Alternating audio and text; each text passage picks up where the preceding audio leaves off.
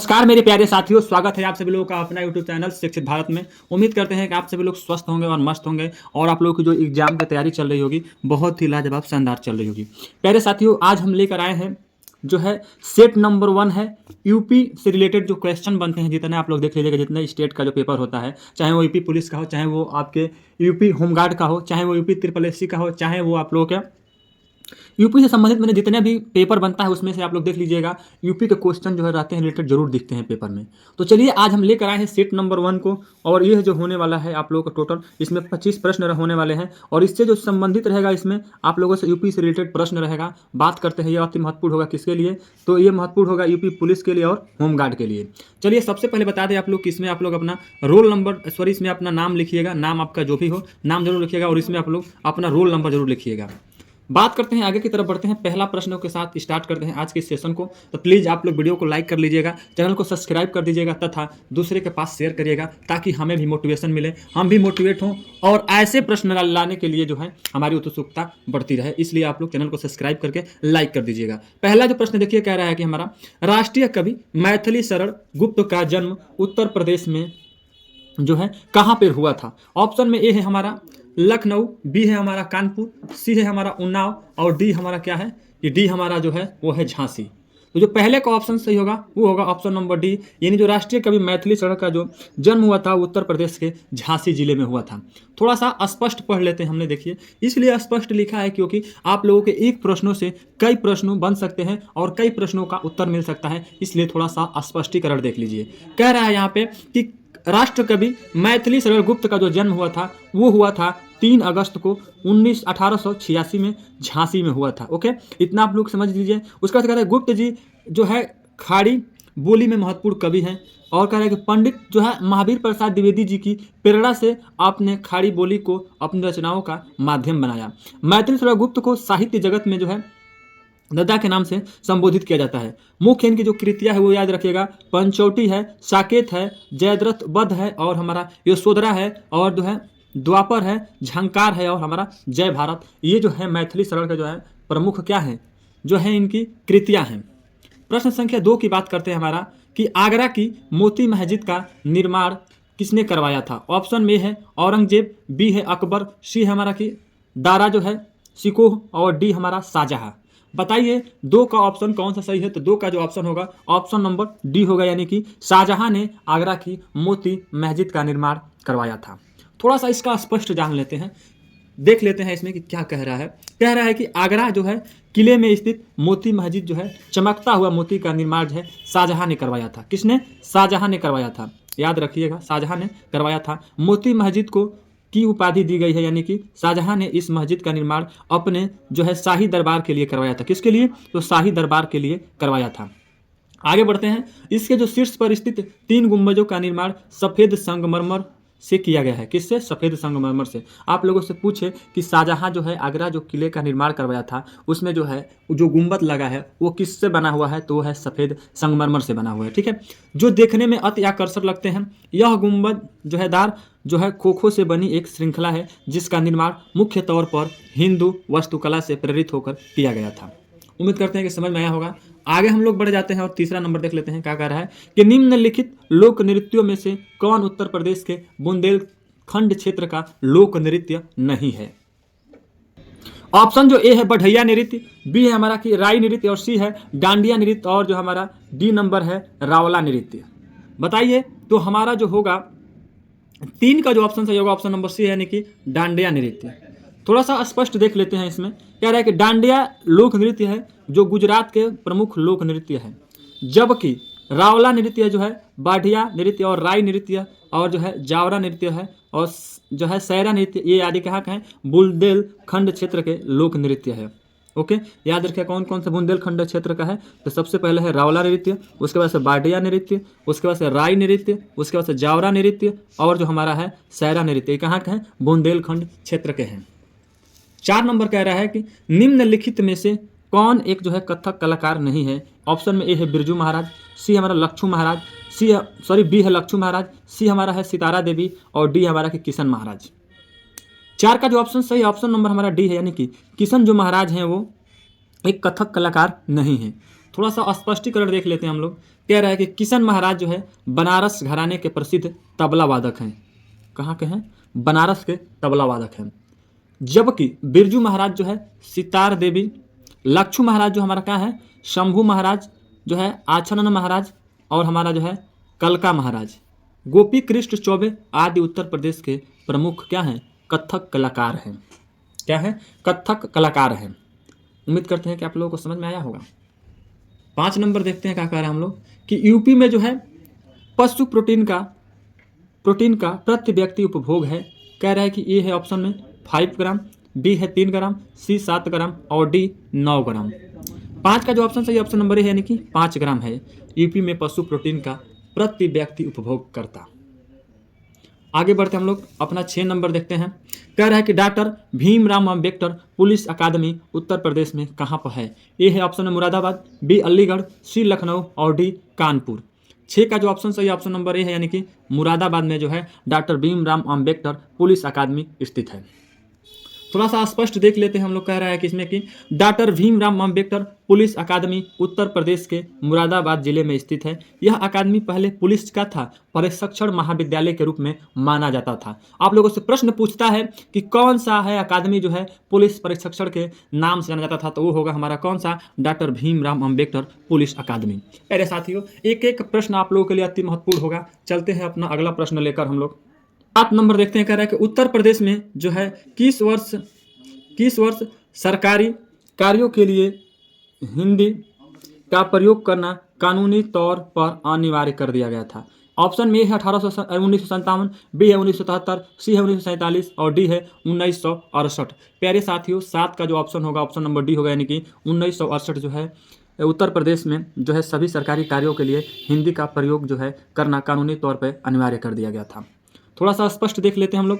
उत्तर प्रदेश राज्य जो भाषा अधिनियम 1951 के तहत हिंदी जो है उत्तर प्रदेश में राज्य भाषा प्रशासन की भाषा बन गई थी तथा आधिकारिक कार्यों में हिंदी का उपयोग करने के लिए कानूनी रूप से जो है 1968 में इसे बाध्यकारी बना दिया गया।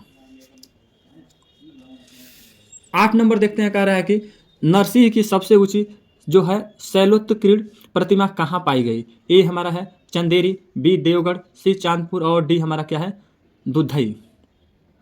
तो देखिए 8 का जो ऑप्शन सही ऑप्शन नंबर डी है, यानी कि दुधई जो है नरसिंह की सबसे ऊंची शैलोत्कीर्ण प्रतिमा है। थोड़ा सा स्पष्ट देख लीजिए। इसमें कह रहा है कि उत्तर प्रदेश के ललितपुर जिले में आने वाले दुधई गांव जो है ऋषि भगवान की सबसे ऊंची जो है शैलोत्कीर्ण प्रतिमा प्राप्त हुई है। ये जो कहाँ पे है? उत्तर प्रदेश में ललितपुर जिले में है, जो दुधई गांव में जो है ऋषि भगवान की सबसे ऊंची क्या है? शैलोत्कीर्ण प्रतिमा प्राप्त हुई है। ओके, यह प्रतिमा कितनी फीट ऊंची है भाई? तो 35 फीट जो है ऊंची है। अच्छा, इस प्रतिमा का मुख जो है शेर और शरीर मनुष्य का दिखाया गया है। ओके, जो है हिरण्यकश्यप का वध करते रहे हैं। यहाँ पर जो है गुप्तवंशीय अनेक मूर्तियाँ और मंदिर जो है मौजूद हैं। ये रहा इतना जो प्रश्न आपके दुधई से। आगे बढ़ते अपना 9 नंबर देख लेते हैं। 9 नंबर का निम्नलिखित में से कौन सी उत्तर प्रदेश की पेयजल परियोजना है? ऑप्शन में है ज्ञानपुर पंप नहर परियोजना, बी है पथरई बांध, सी है शारदा सहायक नहर परियोजना और डी हमारा की गोकुल बैराज। जो 9 का ऑप्शन सही होगा प्यारे साथी होगा ऑप्शन नंबर डी, यानी कि गोकुल बैराज जो है हमारा उत्तर प्रदेश के पेयजल परियोजना है। थोड़ा सा इसका देख लेते हैं और हम लोग स्पष्ट रूप से देख लेते हैं। कह रहा है कि गोकुल जो है बैराज परियोजना उत्तर प्रदेश की पेयजल परियोजना है। गोकुल जो है बैराज परियोजना का निर्माण हुआ था वो 1980 के दशक में आगरा, मथुरा, वृंदावन के नगरों को पेयजल उपलब्ध कराना था। उसका से कह रहा है कि उत्तर प्रदेश के मथुरा और जो है गोकुल के मध्य यमुना नदी पर जो है इस परियोजना का निर्माण किया गया था। तो उम्मीद करते हैं कि इतना समझ में आया होगा एक प्रश्नों से। 10 नंबर देख लीजिए। कह रहा है कि निम्नलिखित में से कौन सा नृत्य उत्तर प्रदेश की शास्त्रीय नृत्य शैली है? बताइए आप लोग। ऑप्शन में है ओडिसी, बी है कथक, सी है भारतनाट्यम और डी है हमारा कुचिपुड़ी। तो 10 का जो ऑप्शन होगा प्यारे साथियों वो ऑप्शन नंबर हमारा बी होगा, यानी कि कथक जो है उत्तर प्रदेश के शास्त्रीय नृत्य शैली है। थोड़ा सा स्पष्ट करके देख लेते हैं हम लोग या स्पष्ट से क्या क्या प्रश्न बन रहा है हम लोगों का। तो कह रहा है हम लोगों का कथक नृत्य उत्तर प्रदेश की क्या है? शास्त्रीय नृत्य शैली है। ओके, जो है यह भारत के प्राचीन शास्त्र नृत्यों के 8वें रूप में से क्या है, एक है।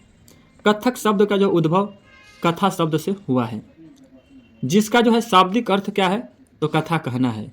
15वीं 16वीं शताब्दी में जो है भक्ति आंदोलन के प्रसार के साथ कथक नृत्य एक विशिष्ट विधा के रूप में निष्कासित हुआ था। ओके, इस नृत्य के जो है उन्नायक हैं कौन है, तो ठाकुर प्रसाद हैं। इस तरह से आप लोगों का 10 नंबर का क्लियर हुआ। आगे बढ़ते हैं 11 नंबर की तरफ। 11 नंबर क्या कह रहा है कि उत्तर प्रदेश में रानी लक्ष्मीबाई बांध परियोजना निर्मित है। ए हमारा बेतवा नदी पर, बी सोन नदी पर, सी चांबल नदी पर और डी हमारा घाघरा नदी पर। 11 का जो ऑप्शन सही है जो प्यारे साथियों ऑप्शन नंबर ए है, यानी कि बेतवा नदी पर जो है रानी लक्ष्मीबाई बांध परियोजना निर्मित है। थोड़ा सा पढ़ते हैं बेतवा नदी के बारे में, देखिए हम लोग जान लेते हैं, थोड़ा जानकारी ले लेते हैं। कह रहा है कि रानी लक्ष्मीबाई बांध जो परियोजना है कहाँ पर स्थित है, तो बेतवा नदी पर स्थापित है, जो मध्य प्रदेश तथा उत्तर प्रदेश जो है कहा है कि मध्य प्रदेश और उत्तर प्रदेश जो है सरकार की संयुक्त परियोजना है।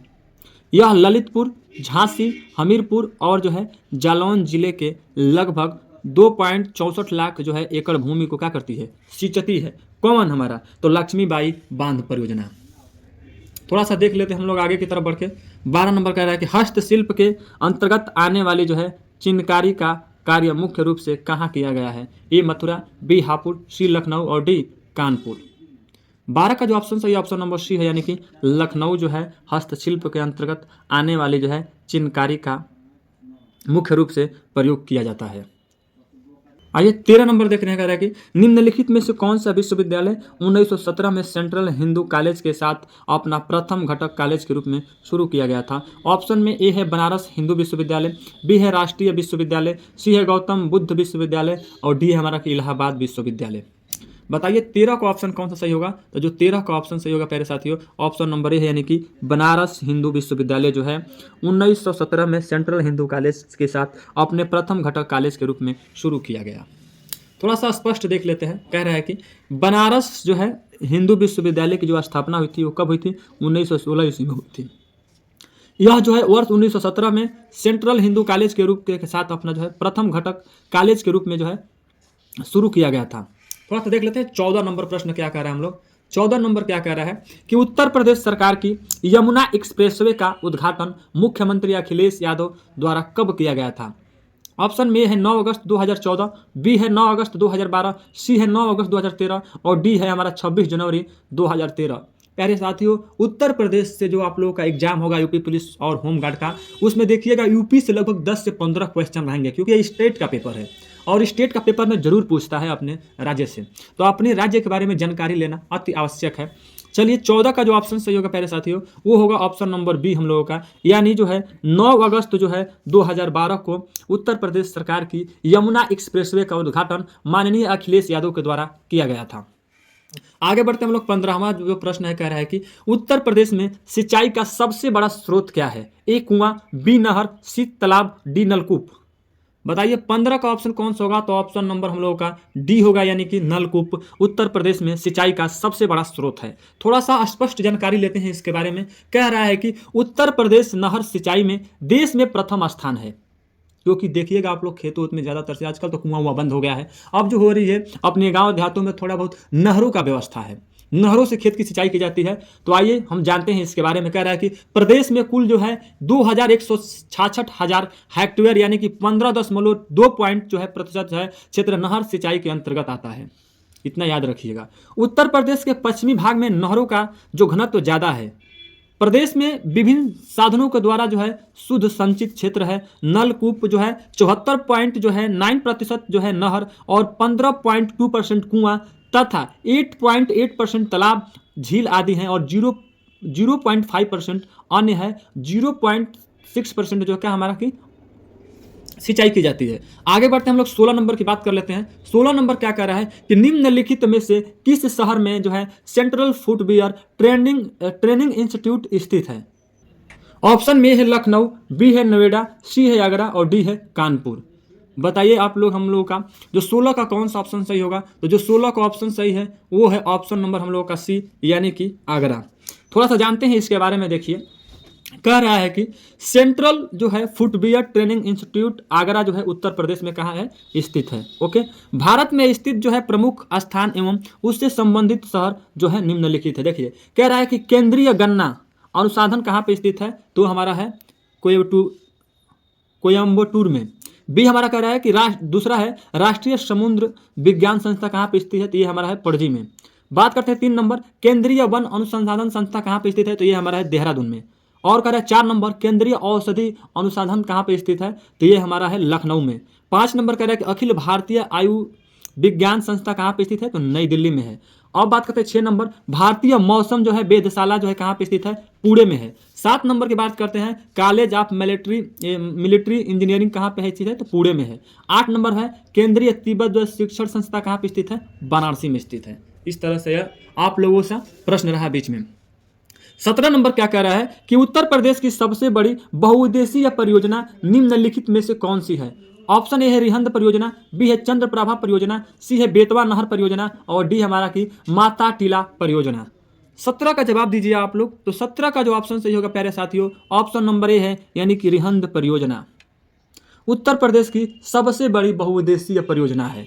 थोड़ा सा जानते हैं इसके बारे में हम लोग, रिहंद परियोजना के बारे में। कह रहा है कि उत्तर प्रदेश की सबसे बड़ी बहुउद्देशीय परियोजना जो है हमारा क्या है, रिहंद परियोजना है। रिहंद बांध उत्तर प्रदेश में जो सोनभद्र जिले के पिपरी गांव में स्थित है, यानी कि कहाँ पे स्थित है, पिपरी गांव में स्थित है। एक गुरुत्वाकर्षण इसे बांध भी है। रिहंद बांध को हम लोग क्या कहते हैं, गोविंद बल्लभ पंत सागर के नाम से भी जाना जाता है। उम्मीद करते हैं कि आप लोगों को समझ में आया होगा। आगे की तरफ बढ़ते हैं हम लोग, अपना देखते हैं 18वां प्रश्न क्या कहता है हम लोगों के बीच। 18 नंबर कह रहा है कि प्रसिद्ध जो है नौचंदी मेला हिंदू मुस्लिम भाईचारों का प्रतीक, जहां देवी जो है नौचंदी का मंदिर और बड़े मियाँ की मजार स्थित है, प्रति वर्ष लगता है। ए मेरठ में, बी सहारनपुर में, सी आगरा में और डी बुलंदशहर में। जो 18 का ऑप्शन सही है प्यारे साथियों, ऑप्शन नंबर ए है, यानी कि मेरठ में लगता है प्रसिद्ध नौचंदी मेला और वहाँ पे ही क्या है, मियाँ की मजार स्थित है। ये दोनों जो है एक दूसरे से तालमेल रखते हैं। थोड़ा सा स्पष्टीकरण जान लेते हैं इसके बारे में हम लोग कि प्रसिद्ध नौचंदी मेला उत्तर प्रदेश के मेरठ जिले में प्रतिवर्ष लगता है, जबकि आगरा में नवरात्रि मेला और जो है सहारनपुर में हमारा क्या लगता है कि शाकंभरी मेला आयोजित किया जाता है। तो ये रहा आप लोगों का। थोड़ा सा आगे की तरफ बढ़ जाते हैं और हम लोग देख लेते हैं इसमें 19 नंबर प्रश्न हमारा क्या कह रहा है। कह रहा है कि उत्तर प्रदेश के किस विश्वविद्यालय को पूर्व का जो है ऑक्सफोर्ड नाम से जाना जाता है। ऑप्शन में है अलीगढ़ मुस्लिम यूनिवर्सिटी, बी है बनारस हिंदू विश्वविद्यालय, सी हमारा कि लाल मार्टिनियर कॉलेज और डी हमारा इलाहाबाद विश्वविद्यालय। 19 का जो ऑप्शन है वो है ऑप्शन नंबर डी प्यारे साथियों, यानी कि इलाहाबाद विश्वविद्यालय। थोड़ा सा स्पष्ट जान लेते हैं। इसमें कह रहा है कि उत्तर प्रदेश के इलाहाबाद विश्वविद्यालय को पूर्व का ऑक्सफोर्ड के नाम से भी जाना जाता है, यानी पूर्व के ऑक्सफोर्ड के नाम से भी जाना जाता है। इसकी जो स्थापना हुई थी वो 23 सितंबर 1887 को हुई थी, यानी इलाहाबाद विश्वविद्यालय को वर्ष 2005 में केंद्रीय विश्वविद्यालय का क्या किया गया, दर्जा दिया गया था। ये रहा इससे संबंधित प्रश्न। आइए थोड़ा 20 नंबर देख लेते हैं। 20 नंबर कह रहा है कि 2017 से 2018 के अनुसार दालों के जो था वैश्विक उत्पादन में भारत का कौन सा स्थान रहा, यानी ए तीसरा, बी दूसरा, सी चौथा, डी पहला। 20 का जो ऑप्शन सही है ऑप्शन नंबर डी है, यानी कि दालों के उत्पादन जो रहा विश्व में वो पहला स्थान रहा है। थोड़ा सा स्पष्ट पढ़ लेते हैं इसके। कह रहा है कि 2017 से 2018 के अनुसार भारत दुनिया का सबसे अधिक दाल उत्पादन करने वाला राष्ट्र था, सबसे ज़्यादा दाल उत्पादन करने वाला राष्ट्र था, जिसमें मध्य प्रदेश, राजस्थान एवं महाराष्ट्र का योगदान के अनुसार क्रमशः पहला, दूसरा, तीसरा स्थान था, यानी कि ये रहा आपका 20 का जवाब। आगे बढ़ते हैं हम लोग 21वां प्रश्न देख लेते हैं। कह रहा है कि जगत गुरु जो है रामभद्राचार्य विकलांग विश्वविद्यालय दुनिया में अपनी तरह का पहला विश्वविद्यालय उत्तर प्रदेश में कहाँ पर स्थित है। ऑप्शन में दिया है चित्रकूट, बी है लखनऊ, सी है बाराबंकी और डी है कानपुर। 21 का ऑप्शन क्या होगा पहले साथियों, जवाब दीजिए आप लोग। तो जो हमारा 21 का ऑप्शन सही होगा वो होगा ऑप्शन नंबर ए, यानी कि चित्रकूट। थोड़ा सा स्पष्ट जान लेते हैं जगत गुरु रामभद्राचार्य विकलांग विश्वविद्यालय के बारे में। देखिए कह रहा है कि जगत गुरु रामभद्राचार्य विकलांग विश्वविद्यालय की जो स्थापना हुई थी वो हुआ था हम लोगों का 27 सितंबर 2001 को चित्रकूट उत्तर प्रदेश में की गई थी। श्री जो है राघवे जगत गुरु रामभद्राचार्य जी को इस विश्वविद्यालय का आजीवन कुलपति बनाया गया था। वह स्वयं एक अंधे व्यक्ति हैं, उन्होंने विकलांग व्यक्तियों के लिए विश्वविद्यालय की स्थापना के लिए जो था मशीनरी को आगे बढ़ाया। महत्वपूर्ण तथ्य इस बात की है कि देखिए इस विश्वविद्यालय का उद्देश्य था विकलांग व्यक्तियों को उच्च शिक्षा एवं व्यावसायिक शिक्षा प्रदान करना। सार्वजनिक एवं निजी क्षेत्रों के उद्देश्य में जो था शिक्षित विकलांग व्यक्तियों के लिए जो था प्लेसमेंट का पता लगाना, विकलांग व्यक्तियों को मुख्य धारा में लाने के लिए जो था उपयुक्त शिक्षा प्रदान करके उन्हें जो आध्यात्मिक, सामाजिक और जो था आर्थिक रूप से बढ़ावा देना था। आइए 22 नंबर देखते हैं। 22 नंबर क्या कह रहा है कि 2011 के जनगणना के अनुसार निम्नलिखित जिलों को उनकी जनसंख्या के अनुसार आरोही क्रम में अंकित कीजिए। पहला है कानपुर नगर, दूसरा है आगरा, तीसरा है वाराणसी, चौथा है इलाहाबाद। अब देखिए ए नंबर पर क्या दे रहा है कि 2, 1, 4, 3, यानी कि क्या कह रहा है कि जनसंख्या के अनुसार आरोही क्रम में सजाना है। बी है 4, 1, 2, 3, सी है 1, 2, 3, 4, डी है 3, 2, 1, 4। तो देखते हैं हम लोग 22 नंबर का। देखिए आप लोगों का बी नंबर से यानी कि 4, यानी सबसे पहले प्रकार रहेगा इलाहाबाद था, उसके बाद से हमारा कानपुर नगर है, उसके बाद से आगरा है और लास्ट में हमारा क्या हो जाएगा, वाराणसी हो जाएगा। थोड़ा सा स्पष्ट पढ़ लेते हैं इसके बारे में। कह रहा है कि जनगणना 2011 के आंकड़े के अनुसार उत्तर प्रदेश राज्य के विकल्प में दिए गए जिलों की जनसंख्या जो है निम्न है। कानपुर में कितना है, तो कानपुर में हमारी जनसंख्या जो है 45,81,268 है। और वहीं आगरा की बात करते हैं तो 44,18,779 है। वहीं पर वाराणसी की बात कर लेते हैं तो 36,76,841 है। और वहीं पे बात करते हैं इलाहाबाद की तो 59,54,391 जनसंख्या है।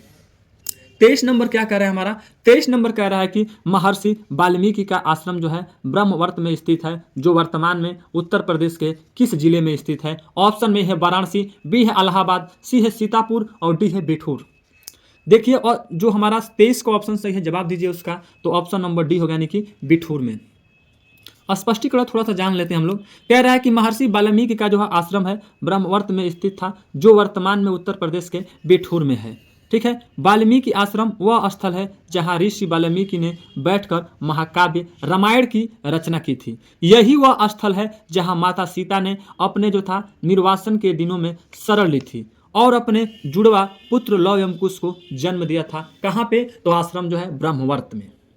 चलिए आगे बढ़ते हैं हम लोग। आइए 24 नंबर देख लेते हैं। उत्तर प्रदेश में भारतीय सूचना प्रौद्योगिकी संस्थान जहां जो स्थापित किया गया है वह है जगह, ए है कानपुर, बी है प्रयागराज, सी है बरेली और डी है उपरोक्त में से कोई नहीं। जो 24 का ऑप्शन सही है ऑप्शन नंबर बी है यानी कि प्रयागराज। बात करते हैं, थोड़ा स्पष्टीकरण जान लेते हैं कि आर्थिक और औद्योगिक विकास में तकनीकी शिक्षा की मूलभूत आवश्यकता को देखते हुए उत्तर प्रदेश सरकार ने प्रविधिक शिक्षा विभाग में उच्च स्तर की गुणवत्ता बढ़ाने के लिए सतत प्रयासशील है। भारतीय सूचना प्रौद्योगिकी संस्था की स्थापना प्रयागराज में की गई है। यानी कहाँ की गई है, प्रयागराज में की गई है। यानी 25 नंबर देखते हैं अपना लास्ट नंबर प्रश्न को देखते हैं। लास्ट नंबर प्रश्नों को देखने से पहले हम एक बात करना चाहते हैं आप लोग कि प्लीज़ वीडियो को शेयर करिएगा, लाइक करिएगा, चैनल को सब्सक्राइब करिएगा, क्योंकि आप लोगों के लिए दिन रात मेहनत होती है कि आप लोग अपने एग्जाम से वंचित न रह जाएं। जितने लोग पढ़े उनका जॉब पक्का लगे। तो चलिए शुरू करते हैं इसी के साथ 25 नंबर को। निम्नलिखित में से कौन सा एक क्रांतिकारी जो था काकोरी ट्रेन कांड से संबंधित नहीं था। ए खुदीराम बोस, बी राजेंद्र जो है लाहिड़ी, सी हमारा रोशन सिंह और डी हमारा की है आसफा उल्लाह खां। बताइए 25 का कौन सा ऑप्शन सही है। तो 25 का जो ऑप्शन सही होगा प्यारे साथियों वो है ऑप्शन नंबर ए यानी कि खुदीराम बोस।